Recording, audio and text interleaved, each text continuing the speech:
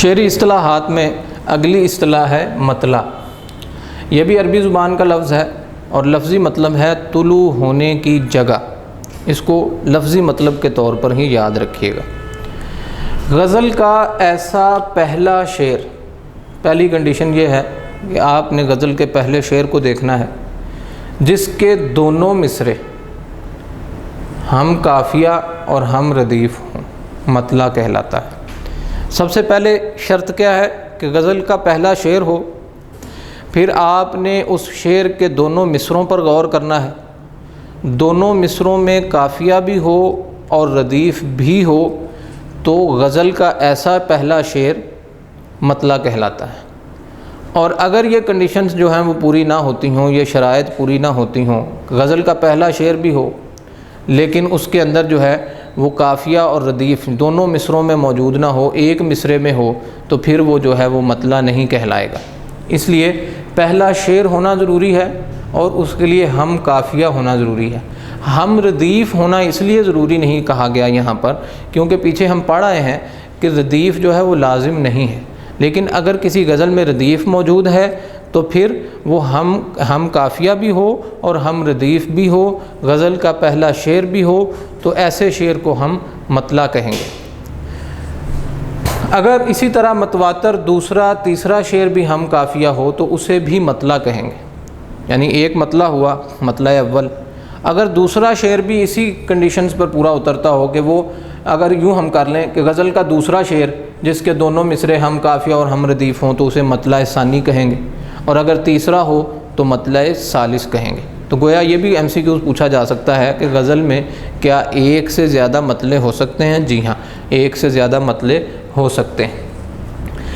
یہ میں نے یہاں لکھ دیا ہے پوائنٹ۔ مطلع ضروری نہیں ہے، یعنی یہ بات ضروری نہیں ہے کہ کسی غزل کے آغاز میں مطلع جو ہے وہ لازمی طور پر پایا جائے۔ یہ بھی ہو سکتا ہے کہ کوئی شاعر جو ہے وہ مطلع جو ہے وہ نہ لکھے، نہ استعمال کرے اور اسی طرح جو ہے وہ غزل کہہ دے۔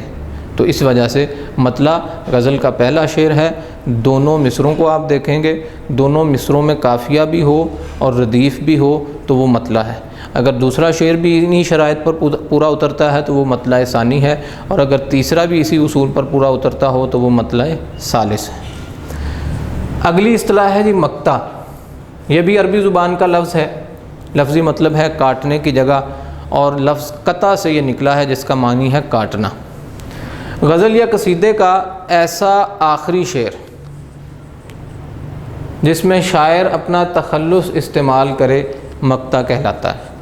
یعنی آپ اپنی سلیبس کی غزلیں دیکھیں پیج نمبر 97 کے اوپر، ٹھیک ہے جی، ایک غزل کے اندر شاعر نے جو ہے وہ اپنا تخلص استعمال کیا ہے آخری شعر میں، وہ مقطع ہے، اور دوسری غزل کا جو آخری شعر ہے اس میں تخلص استعمال نہیں کیا۔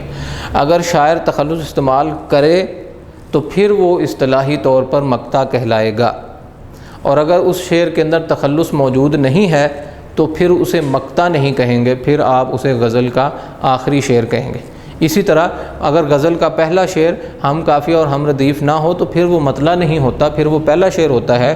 بالکل اسی طرح غزل کا آخری شعر جس میں شاعر اپنا تخلص استعمال نہ کرے تو وہ مقطع نہیں کہلائے گا بلکہ آخری شعر کہلائے گا۔ اس کی دو شرائط ہیں، آخری شعر ہونا ضروری ہے اور اس میں تخلص کا استعمال ضروری ہے۔